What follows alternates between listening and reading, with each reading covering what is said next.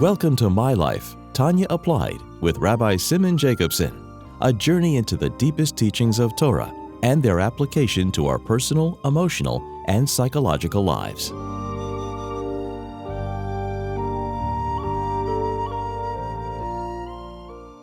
A good tavach, a good week. We continue our journey in the life-changing Sefer Tanya. Being that we are about to enter the great Yom Tov and holiday of Shavuos, Zman Mattan Teresenu will begin the program dedicated to Chassidus as it illuminates, provides us perspective on the power of Mattan Torah. This program is made possible by Rena Lights LLC and is dedicated in honor and memory of Rabbi Yosef Halevi Weinberg Olav Shalom, Rabbi Moshe Pinchas HaKohen Katz Olav Shalom, and Rabbi Yael HaKohen Khan Olav Shalom. It's also in schus and merit of Rabbi Zev Yecheskel HaKohen and Risha Katz La'erich Yomim B'Shanim Tevis for many long and healthy years. So, being as I said, we're going into Mattan Torah. So in general, we all know that Mattan Torah is a watershed moment in history, the single most powerful event. In the language of Nigla, before we go into the Primis HaTorah, that before Mattan Torah, even though it says that the Ovis learned Torah even before it was given, and they were Mekayim mitzvahs before they were given, but it was in the gather of mitzvah ve'ena eisa, eina mitzvah ve'esa.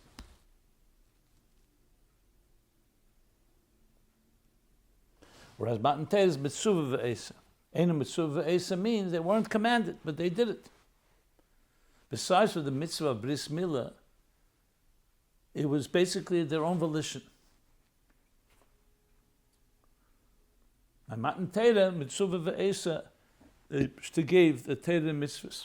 Vayered Hashem al har Sinai, Moshe Omer alei al har, that historic moment. And that's why you find the Gemara in Shabbos, the whole Shakavitai, the Malachim, didn't have a problem before Mattan Torah. But by Mattan Torah, the Eibush is giving the Torah down below to earth. That's when they said, Tnei heitzchel hashamayim. Why are you giving it to the people, to the inferior people on earth? And Hashem had to tell Moshe to answer, Torah le b'shamayim. But that's a chiddush in Mattan Torah. So the obvious question that can be asked is, why Taka was Torah not given in the beginning of creation? Bereshis b'shvil Yisrael v'shvil Torah. The whole purpose of creation is in order to receive Torah, and Torah mitzvah should transform this world to the point that that's the condition why the world was created. That's why it says, Yem Hashishi Eretz Yorah v'Shakota. That until Mattan Torah was Eretz Yorah, it still trembled, it was still tentative, unknown whether the Eden would be Mekabel the Torah, because if not, the Eibishter would destroy the world. There's no purpose for it. That's the condition. And V'Shakota, that when they received the Torah, then the earth came to a certain state of peace and serenity that the Torah was received. So why Taka was the Torah not given in the beginning? Why does the Taka have to be in a way of Eina Mitzvah Ve'esa, and then they come to Mattan Torah? So different explanations given for it. But to go to even broader context, and what the Chiddush of Mattan Torah, so again, in the Balei Nigla, explain it, as I said, Mitzvah Ve'esa. There's also, we know, the Giyur. Until then, there was no Geder of Am Yisrael and Yisrael as we know it today. So when we say Avram was a Jew, the first Jew, Yitzchak, so the Svarim that talk about this, Proshas Drachim and others, did they have a halacha of a Yid? There was no concept of a Havdil Yisrael Amim. That's why the Yidden had to go through a total Giyur. And many halachas Geiras comes from Mattan Torah. So you see, that was a total transformation. But what really changed by Mattan Torah? Besides the fact, it's not to minimize the giving of Torah mitzvahs, but fundamentally, what was the main change? So Chassidus brings the Medrash that says, with a moshel of Bnei Surya and Bnei Remi, two countries, Rome and Syria. They made in agreement between each other to create a boundary, that the Bnei Surya Yalad will not go and cross the boundary to Rome, and the people of Rome won't go to Syria, won't go down to Syria. What's the nimshal? So it says, before Matan Torah there was a gzeira, both from the word decree and the word schism. A dissonance, a split between Elyenim and Tachtenim. Elyenim layordu lamato, Tachtenim layala lamayla. Basically matter and spirit. Gashmis and Ruchnis, heaven and earth, were two different domains. Not that they didn't interact, but they were two different worlds. That's why we say that until Matan Torah, to turn the world into a chefza shel kedusha, no. And that's why we find, when he says, Simna yadcha tachas yirechi, Avram said to Elazar, l'cheretz hepech hatznius, that was the only chefetz shel kedusha that he could find? Yes, because Bris Milah was the only thing that actually was mitzvah that transformed a physical thing into something kodesh. You can make a Nikitas Chayfetz, a shvur, an oath. And Matan Torah is given the power to transform Tachtenim, material world, into Ruchnius.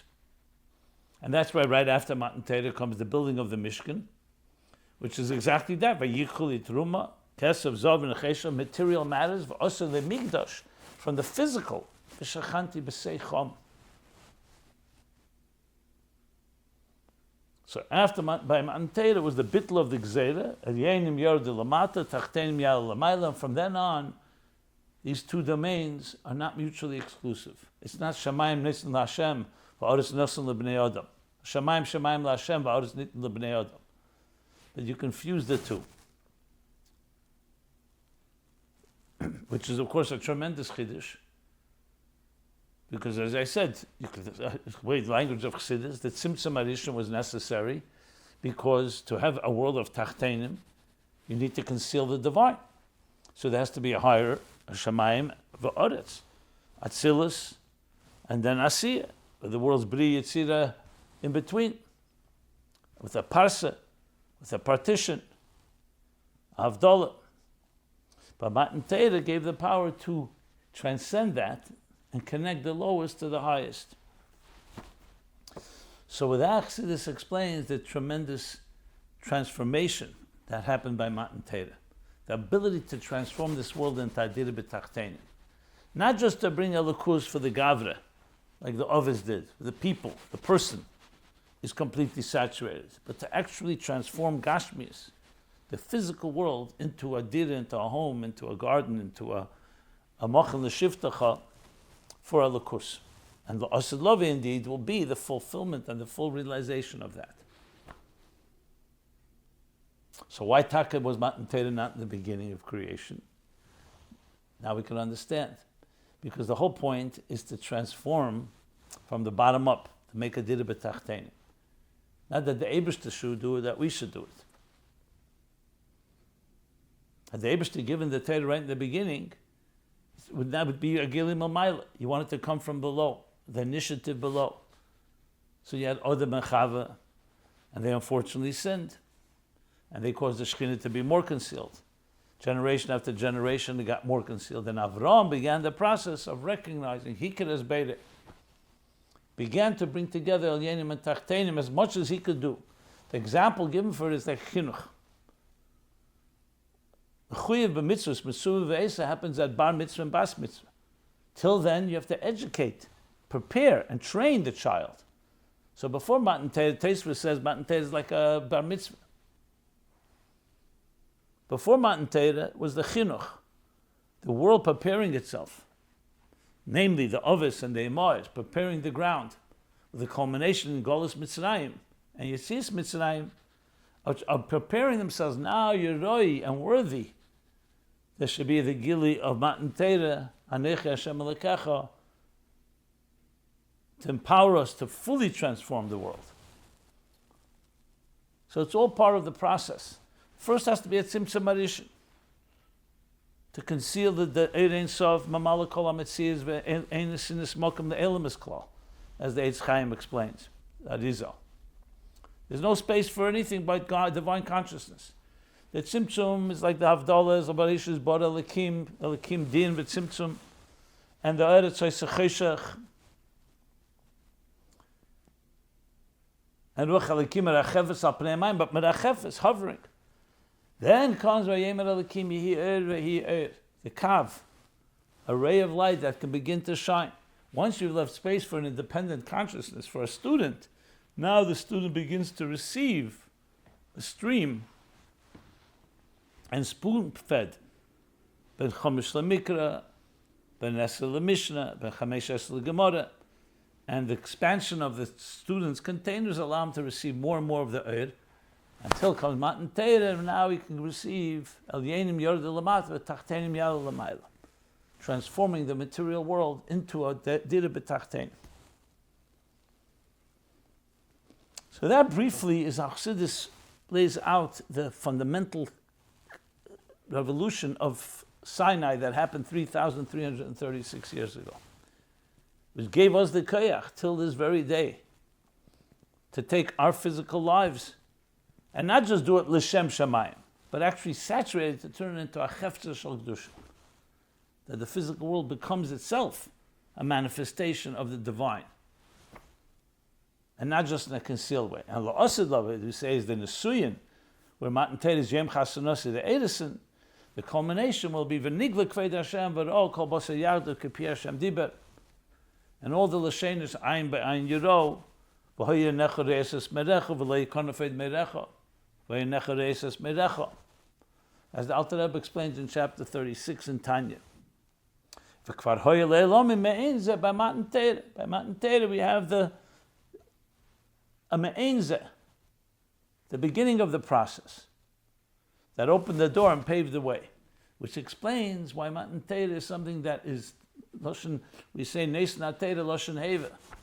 Malahaln be'ema b'yira b'resas u'b'ziyah, Afkan be'ema b'yira b'resas u'b'ziyah. Because it's a perpetual effect, a pul nimshachas, that empowers us every moment of our lives to transform our physical lives into a spiritual home. And this is possible because the Eibishter, Atzmos, is higher than Gashmis and Ruchnis. He's higher than Shemayim and Oretz. He's higher than El Yenim and Tachtenim. And that's why you can join both of them. And that indeed is when we say it'll be Dira Leis Baruch, La'atzmus is Baruch, B'Tachtenim, in the Gidre Tachtenim. Two extremes. That in Tachtenim, that will be the place where God will feel most comfortable, even higher than the Elam Esalyenim, Hoyer Lahem Yerida Erpanav Yisbarach, as he explains in Tanya chapter 36. So this gives us, when we think about it, coming to Mattan Torah, it's something to prepare for. You're talking about an experience that is transformative. There's no duality, that there aren't two realities. If you want in scientific terms, when you say E equals mc squared, that matter and energy are interchangeable. That the physical world really is elikus. However, it's elikus that's concealed. And it's our job is to reveal and then transform. So those are a few words about Mattan Torah through the lens of Chassidus. Obviously, it's a much bigger topic. I hope I did some justice to it. And you can find more if you look in the Maimonim of Chassidus. I've spoken about it in many different shiurim. You can find them at ChassidusApplied.com as well as meaningfullife.com. So Adkan with Mattan Torah. Adkan. Not Chaz v'Shalom Adkan, that's it with Mattan Torah, but discussing it right now. Let's go as that's this Tmidinu Musafim, that's the unique message. This time, let's continue now to our regular program, continuing learning Tanya inside. So we are close to the end of chapter 19 in Tanya, where the Alter Rebbe, interesting parallel you can say, is explaining that even in a state where a neshama is in golus, meaning by Pesha Yisrael, by someone who's not directly, consciously, in revealed way linked to Elikus, but the Chochma Shebenefesh, which translates into Ava Misuteres, a concealed, dormant love is always there. The part of the flame is always burning. So how do you draw it out? When there's a crisis. When a person is threatened, like he says, to use the exact lamed, when he comes, stands by Nisayin. Sheboim l'dei Nisayin b'dvar amunah, she l'mayla madas, v'noga ad hanefesh. It touches him, pierces him to the depths of his soul. L'bchinas Chochma sheba, touches the Chochma. So though the Chochma, like he said earlier, the golus of Chochma only affects the levels, l'bchinas mispashetas memeno b'nefesh, only the extension, the expression of it. And that does not manifest itself in the lavush sak, in the sackcloth, so to speak, that conceals the divine. And it's in a state of golus, is only in the chetzenias. That's the shadish for ikar is bechinas shina. But how do you wake it up? Bechinas shina, b'rishayim ve'ena payalas pulasabem calls man shasukim, as long as they're busy with their minds and their thinking in Taivasel, the desires of the world. So how does it wake up? There's a challenge to a person. And we all know challenges bring out something deeper. Then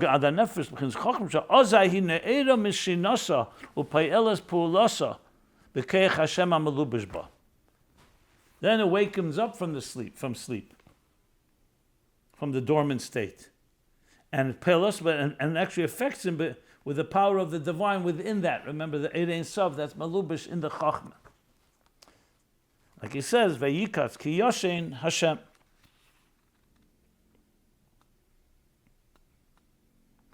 That the Nitzvah Salikiya is awakened.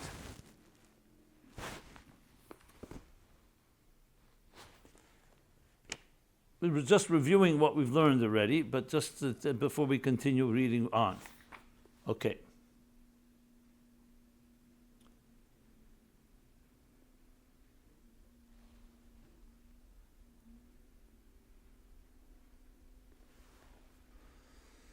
So the power of God, Vayochas Kiyoshin Hashem, is awakened in that situation. Lamed ben Esoyin b'amunas Hashem, that he should withstand and succeed the test of faith. This is not regarding reasoning, because if you're depending on reasoning, he's not necessarily in that place.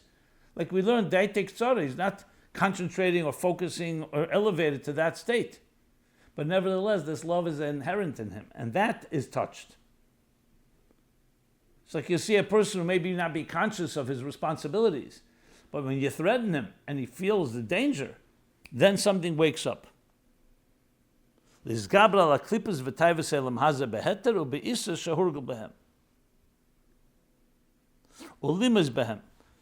affects him to the point to prevail over the klippas that in general conceal and control him, which he's become accustomed to, permitted or not, or prohibited, and to the point to despise them. And to choose God as his portion and his lot. To give up his life for God, to sanctify God. All this is evoked and provoked when a person is challenged in the saying that he's talking about. And even though the Alter Rebbe continues, the klippas of Af, ki ha-klippas govra alav kol yomov, the klippas had controlled him, prevailed over him all his life. V'lo yochel lehem. And he was not able, powerless to do anything about it. Like we say, K'mayim Razal, Sharashayim hem b'reshus libam, like we learned earlier, that the Shayim are controlled by their hearts. They've gotten so used to it, like an addict, as we discussed. Nevertheless, Makom Mokim, Kishaboli de Nesayim b'dvar amunah, the Nesayim goes deeper than that, deeper than his natural inclination based on his, natural, I say natural meaning his routine, his habits. Nesayim b'dvar amunah b'Hashem echad. Till it comes to a test of his faith, then that pierces and reaches Shedose Bahari HaKedesh. A faith which, as you say, is where? Is the Hari HaKedesh, in the holy peaks, which is Hich, B'chinas Chochma Shebenefesh Alikish Shabam Belubish Erein Sev Baruch Hu, like we learned, as the divine soul component of Chochma in which the infinite light is manifest. So then, harikola klippas telim umuvutolim. The klippas then like are rendered null and void. They like melt away. And though they have never been there in the presence of God, because this powerful revelation from the Chochma Shem Nefesh of Ein Sof Baruch Hu comes and melts it all away. And he brings that 4 psukim, as we learned, the 4 psukim, ki kol hagayim ka'ayin negdei, hine yevecha Hashem ki hine yevecha yevedu, yispardu,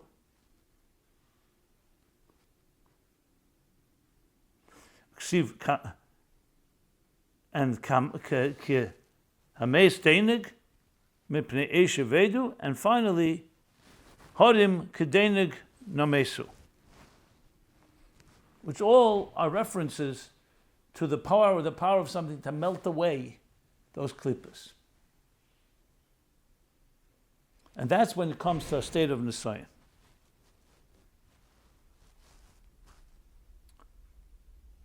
That's where we stopped. So let's continue now.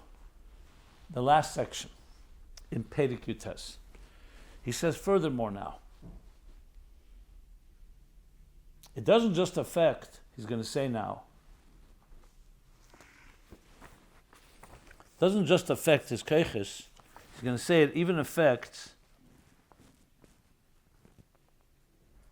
meaning his faculties, but affects even his outer dimension. Because you could have a situation and say, okay, fine, he will stand by, he will be successful, and will not succumb to the challenge, and he will not in any way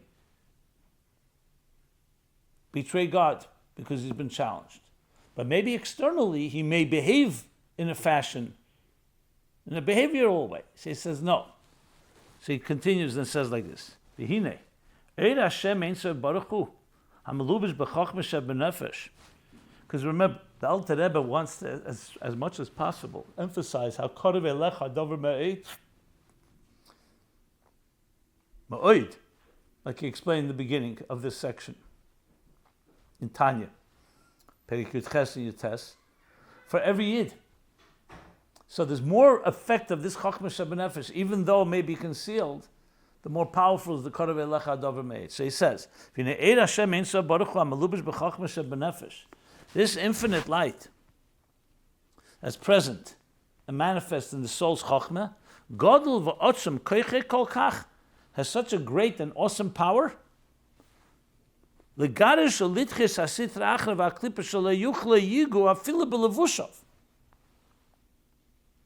will expel and drive away the other side and the klippas and the husks that conceal the divine from touching even the soul's garments, which are shehem machshava dibur ma'aser shel amunus Hashem echad, which are the thought, speech, and action associated with faith in the unity, the oneness of God. So you may recall back in chapter, when he started talking about Keiches and Levushim in chapter 4 in Tanya. So Keiches is like the very faculties. Think of it, the limbs and very parts of the body. Levushim as garments is what you dress in. Now we know a garment is not one with you. You can change a shirt, a jacket, other garments. Keiches you can't change. You can control how much they express themselves, but they're very much part of you. We need both. The divine soul has faculties, as does the animal soul. And then there's the garments, the expression. The expression is what garment, what thought you're going to have, what words you're going to use, what actions you're going to do. So as powerful as it is, as he discussed there, but it's still an external thing. So you could argue that your very body is clean and pure. And when there's an asoyin, it becomes revealed. But what about the garments? The outer garments, maybe they're soiled. So he says, no, it affects even the garments. The hainu, which means lamed ben asoyin limser nafshe afilu shalei lasis rak eze maisa levad neged amunus Hashem echad.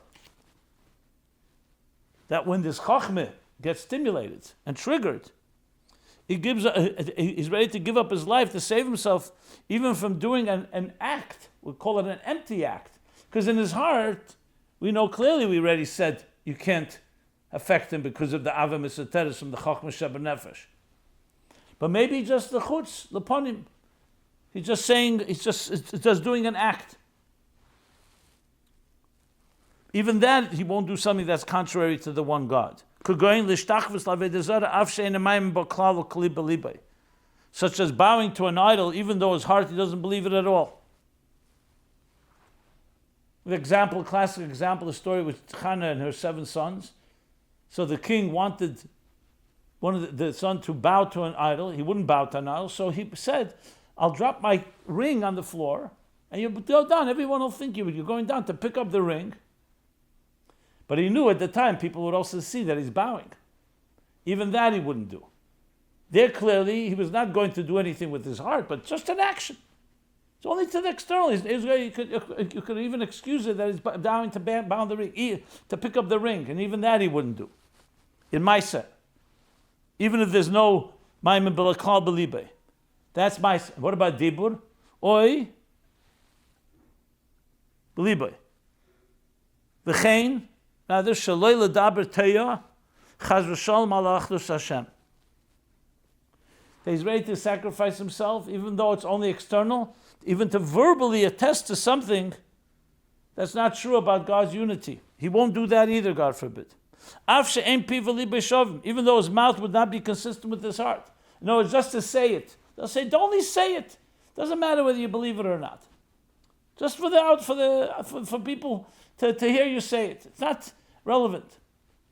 Like a confession, that we're not asking you to change anything within you. Also, this he wouldn't do. His heart remains completely faithful to God, and even then he wouldn't just do it just in Dibur and Mais.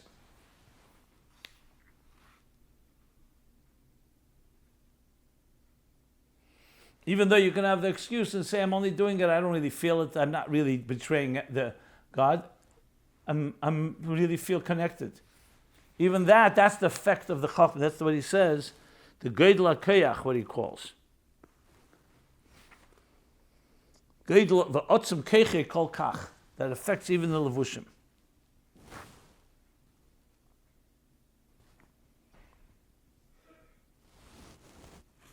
Now, the last part of Tanya, which we'll learn in the next year, is going to talk about that final point.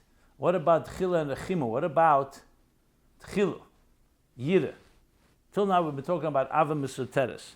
So he's going to explain, based on what we just said, that this is the Tchila that's included in the Chimu. The Yira, the reverence that's included in the love.